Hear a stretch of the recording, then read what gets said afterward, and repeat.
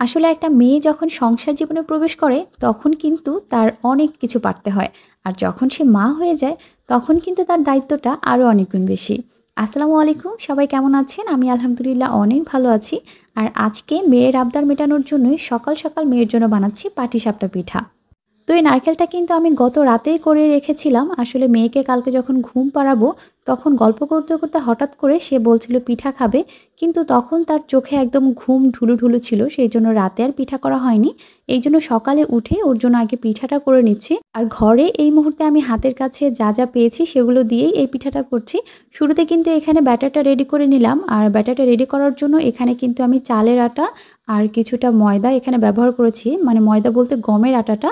আর তার সাথে হালকা একটু গরম দুধ দিয়ে কিন্তু ব্যাটারটা রেডি করে নিয়েছি।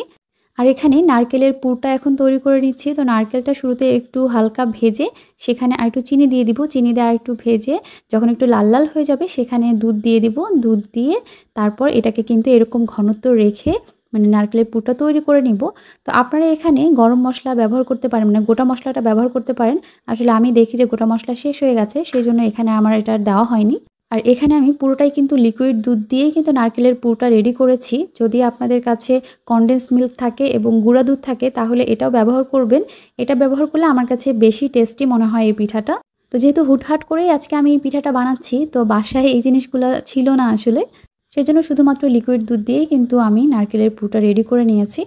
তো অনেকেই হয়তোবা অনেক ভালো পিঠা তৈরি করতে পারেন। আমি হয়তোবা খুব ভালো পিঠা তৈরি করতে পারি না। কিন্তু আমার মেয়ের আবদার মেটানোর জন্য এটা আমার কাছে যথেষ্ট। তো মাশাআল্লাহ আজকের পিঠাটা তো দারুণ হয়েছে। যদিও যথেষ্ট ইনগ্রেডিয়েন্টস আমার কাছে ছিল না তারপরও। আর পাটিসাপটাটা যখন আমি তৈরি করি, তো নারকেলের পুরটা দেওয়ার পরে যখন এটাকে ফোল্ড করতে হয়, আমি তখন মানে ২ হাতই কাজে লাগাই। আমি শুধু স্পুনের সাহায্যে কেন জানি এটা ওইভাবে ফোল্ড করতে পারি না। আর আজকে কিন্তু খুব বেশি পরিমাণে পিঠা তৈরি করা হয়নি। খুব অল্পই তৈরি করা হয়েছে যাতে আমার মেয়েও খেতে পারে আর পরিবারের সবাই যাতে একটা, একটা করে একটু ভাগে পারে, মানে টেস্ট করে দেখতে পারে যে আসলে জিনিসটা কেমন হয়েছে। আসলে বেশি পরিমাণে পিঠা তৈরি করা হয়নি কারণ সকালে আমার অনেক বেশি ব্যস্ততা থাকে। 7:30টার মধ্যে আমি দেখা যায় সব কাজ কমপ্লিট করে স্কুলের উদ্দেশ্যে বের হয়ে যাই। সেজন্যই আমার হাতে বেশি সময় ছিল না। অল্প সময়ের মধ্যে যতটুকু পেরেছি করেছি। তো আজকের ভিডিও কেমন লাগলো আপনারা কমেন্ট করে জানাবেন। সবাই অনেক, অনেক ভালো থাকবেন, সুস্থ থাকবেন আর মি, মা এন্ড আয়াতের সাথেই থাকবেন।